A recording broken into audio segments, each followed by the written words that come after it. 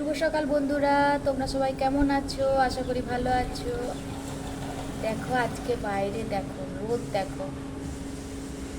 আজকে আমার এই ছোট ব্লগটা এখান থেকে আমি স্টার্ট করছি। দেখো বন্ধুরা, আজকে কিন্তু হাওয়া দিচ্ছে প্রচুর। এই ফুল গাছগুলো দেখো বন্ধুরা, কি সুন্দর দেখো, অনেকগুলো কালার আছে।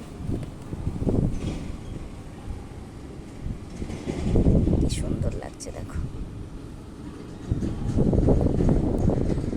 এখানে দেখো এই রজনীগন্ধার স্টিকটা কি সুন্দর হয়েছে দেখো।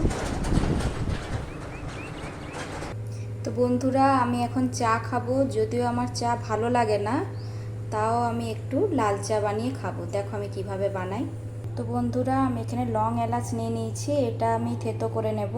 তো বন্ধুরা, আমি এখন দেখো এটা থেতো করে নিয়েছি, এটা এখন আমি দিয়ে দেবো। এখন আমি এটা কিছুক্ষণ ফুটিয়ে নেবো, এটা তাহলে কালার আসবে।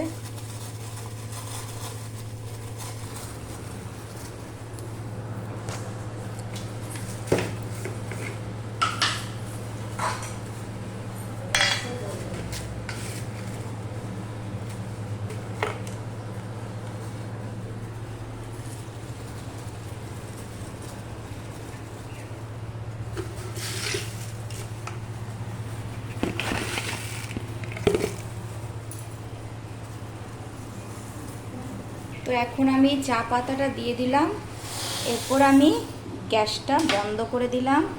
এখন আমি ঢাকা দিয়ে দেবো। তো বন্ধুরা দেখো, এখন চায়ের কালার চলে এসছে, এখন আমি ছেঁকে নেব। তো বন্ধুরা, আমার রেডি। ঠিক আছে, আমরা তিনজন আছি এখানে, তাই একটা গ্লাসে দুটো কাপে চা নিয়ে নিয়েছি। হ্যাঁ ঠিক আছে, বাই বাই বন্ধুরা। তো আমার এই ব্লগটা কেমন লাগলো অবশ্যই কমেন্ট করে জানিও।